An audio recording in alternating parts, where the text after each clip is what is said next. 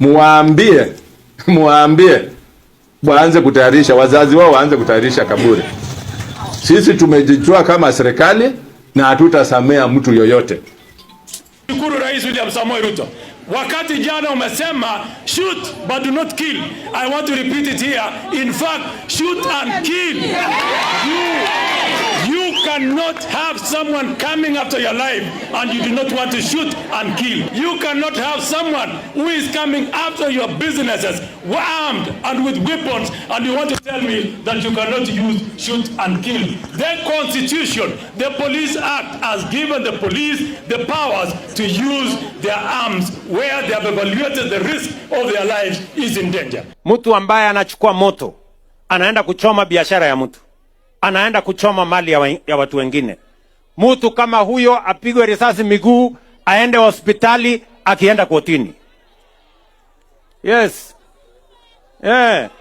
Wasimuue lakini wapige hii miguu ivunjike ndio aende kotini, aende hospitali, akienda kotini. Ngoja kidogo, ladies and gentlemen, welcome back to my YouTube channel. My name is Jackson 254 TV.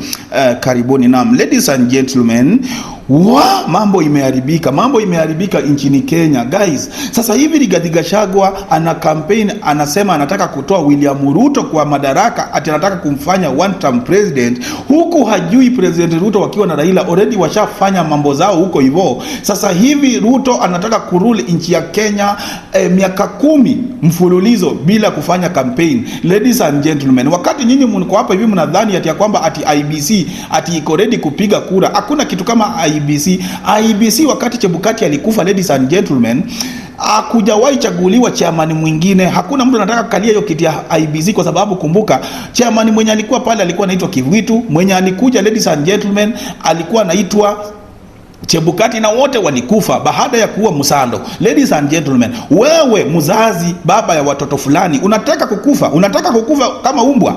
Unataka kukufa ukiwa na kilo 10 kama wakina Kivitu na wakina Chebukati? So ladies and gentlemen, sasa hivi inasemekana, my friend, William Ruto anatengeneza maneno zake huko kwa bunge, anatengeneza na wabunge pale wanataka William Ruto a rule forever. Nyinyi endeleeni kukampeni mkiharibu pesa zenyu, lakini mkae mkijua ya kwamba ni kubaya. So ladies and gentlemen, hebu tusikilize vile ambavyo mambo ziko kwa ground, ndio mkue aware of what is happening, what is going on in our country, guys. Ni nini kinaendelea kwa nchi yetu ya Kenya? Ni nini kinaendelea kwa nchi yetu ya Kenya? Hey! Oh my God, ladies and gentlemen. So guys, there's a comment I've seen on one of my recent posts, and I want us to read it together and read a reply because it's sense. Imebeba sense, yani it makes sense. Wacha tuone. So Nishia ameandika watu watashinda wakiongelea hizi story na ndio gava inataka. But kile watu hawajui is things are about to get worse. Hakuna hata IEBC, so trust me, mambo ni 10 bila break. Petras akamwambia, muna maanisha ngaji hakuna IEBC? See, those people are recruited. Shia akamwambia, temporary. We should have a functional IEBC. That's why unaona hakuja kuwa na elections place kunafaa kukuwa nazo. Unajua kuna place hakuna MPs, time ya kumake IEBC ishaisha. Hata elections zikiwa saa hizi zitakuwa illegal. We are in a pit. We are in a corner. Wewe guy, Wakenya kila siku nawaambia hawa watu wako kimoja, mutaki kunielewa. Hivi mko huku katika mitandao mnapiga kelele, mnasema Matiang'i the 6th, Kalonzo, Omutata na Maraga watapigiwa kura wapi? Na mnajua wazi 2027 hakuna kura zinapigwa. 2027 hakuna elections. Kwa sababu katiba inasema mkitaka kuwa na successful election ni IBC iwe imekuwa formed 2 years before election. Saizi hamuna IBC, hamuna commissioners. Ruto anawapima. Na Ruto ame lag back, amevuruta miguu mpaka sasa hajaweka IBC, hakuna commissioners. Tushachelewa already, sasa ni mwezi wa 7. Hatuna commissioners.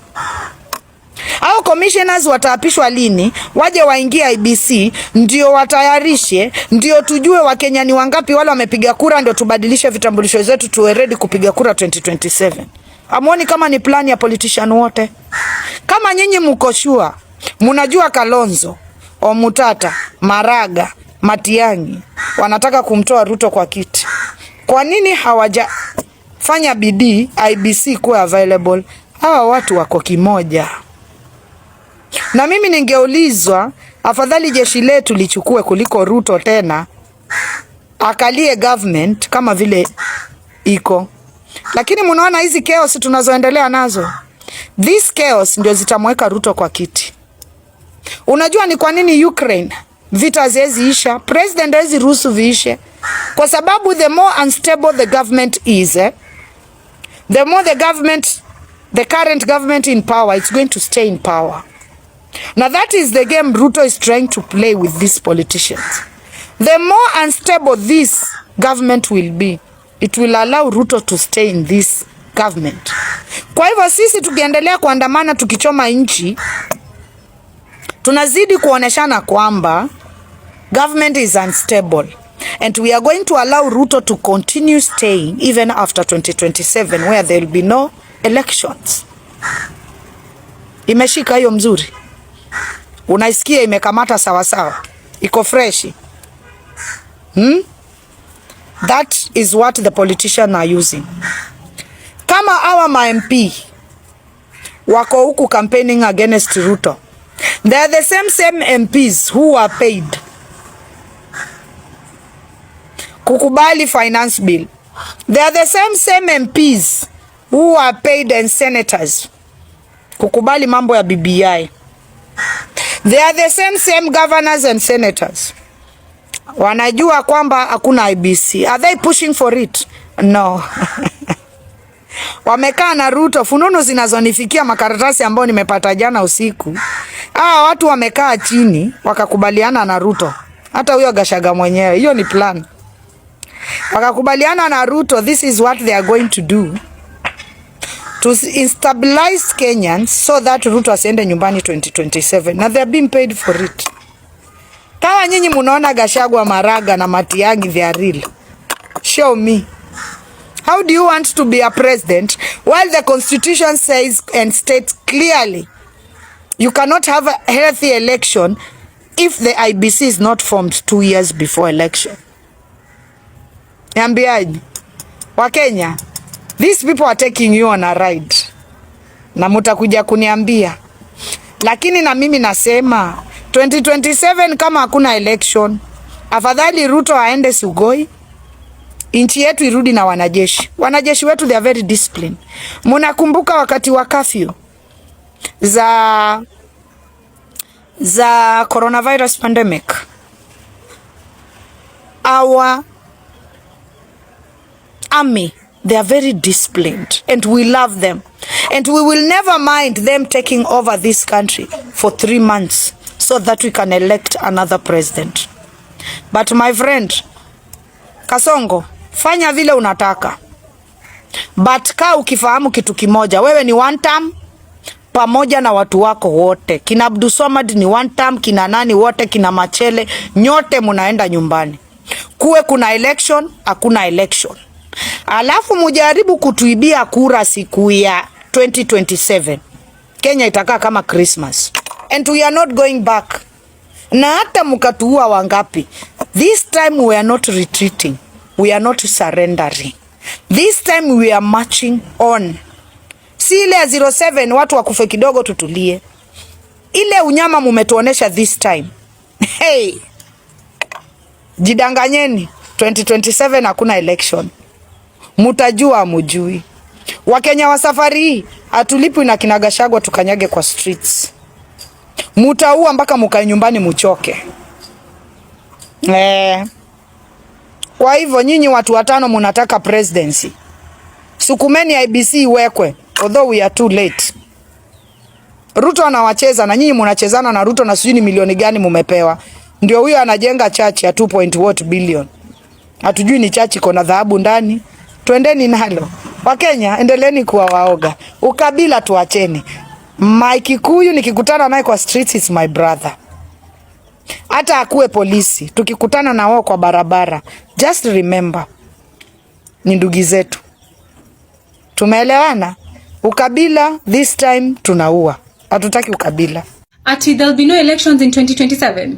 Okay, there's a video going around of a very intelligent woman, and I say this with all due respect, of her saying that there'll be no elections in 2027 based on the chaos, and the more chaos we cause and the more issues we are causing, then it means we will not actually go into elections in 2027. Now, I do have constitution, I think, a bit of knowledge of it. Anyone who's more better in the constitution can come and please correct me and the rest of us. Now, let's look at what she was talking about. She was talking about IBC and elections. Two things. That because there will be no IBC, there is no IBC, there will be no elections. Can we talk about the constitution? Is there IBC in the constitution? Yes, it is there. Let's start there. I'm taking everyone slowly, including a Gen Z who might not really understand what we are talking about here. Is there IBC? Yes. There's a part of the constitution in Article 88(1) that talks about IEBC. And it talks about it being present and how important it is, and it just acknowledges that IBC is supposed to be there. We are done with that part, okay? So IBC has to be there. Now, let's go down to elections. What do we know about the elections as per the Constitution? Constitution clearly states in Article 136(2)(a), it says that after every 5 years, the second Tuesday of August, okay, elections have to be carried out. So, we basically know as per the Constitution that 10th August 2027, the Constitution locks this date down, that there has to be elections and the Constitution protects it. Now, I normally think that the only thing that can can either rebate or debate this should be Article 146. Okay? That is what I think. And that talks about the death and I don't know, whatever of the president and all these other things. All right? Okay, so that date is locked down. And I don't think it can just be snapped and disappeared unless there's a constitutional amendment that went on without us knowing, which I don't think so, because it's a whole process. All right? Now, let's talk about what I think she's talking about here, IEBC and the importance. Because she's actually making a very valid point here. IBC is very important and why it is important that for it to be carried out earlier. But wait, before that, there's something I have in my head. The Constitution has a timeline. Don't get me wrong. There is a timeline she's talking about. And the only timeline I'm having in my head right now is the boundary review that the IBC is supposed to do. Do you know what a boundary review is? A boundary review is where the IBC, that body, okay, is supposed to go and look at the boundaries and wards and constituencies and say, this one has too many people, this one has less people and stuff like that. I'm explaining it in layman's language so that everybody understands what a boundary review is. Now, it does have a timeline. And that's in Article 89(2). It states that a boundary review should not be carried out earlier than 8 years and not later than 12 years. Now, the last boundary review that we had was in 2012 when we were told about 290 constituents and 1450 wards and stuff like that. So, plus 12, 2024. This was supposed to be done last year, 2024. Now, that has a timeline. You see, and it does have like another deadline. It has a timeline and a deadline. The deadline is 12 months before the elections.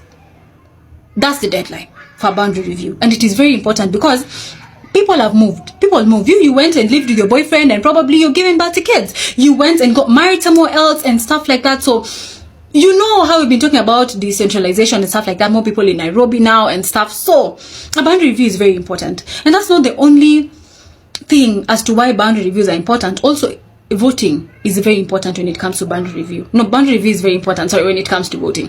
Because there's probably an MP in Turkana with 20,000 people. And there's an MP in Nairobi with 300,000 people. Now, all votes have to be fairly counted and stuff like that. It's meaties and gritties are there. But a boundary review is very important. Okay? Now, that has not been done, as per my knowledge. Okay? And the deadline for this should be August now 2026, next year. And it hasn't been done. And that's not the only thing that IBC is supposed to be doing. IBC is supposed to be looking at the technology and the tech things that you're supposed to use and hiring people like you and me to go and help with the voting process and training, the KMS things, all that. So, based on the advice that has been there, because normally reports are done after elections. Now, based on the 2017-2022 reports by things like EU, ELOG, 2 years before the elections is really good for all these processes to be done. Now, she's saying IBC has not yet been formed, which is true. Actually, as per my knowledge, I'm going to say that again, it has not been formed. Okay? So, all these things have not been done yet. So, when are we going to do a bond review? When are we going to look at the tech? When are we going to... You see? And when all this is not done, if IBC is formed very chap like this, and people just vote and stuff like that, there's a lot of chaos, which is actually talking about. And elections would actually be subject to things like court hearings and being challenged by other people and stuff like that. And it takes us way back. So that is the only deadline I think and know the Constitution should be talking about, and is actually there in the Constitution. Okay, that is Article 89 as I already told you. Now, could this be coming, the 2-year deadline, I'm just asking, could it be coming from the reports from EU, ELOG, and how in the past years that we've been doing this, things have been done 2 years before? That could be it. Or is there something else that we might not actually be knowing? Because I don't think that in August 10th, 2027, my finger will not be marked. It's just... Do you get where I'm coming from? Am I making sense? I need to understand where all this is coming from, because again, I could be wrong. So, what's up? I think knowledge is very nice.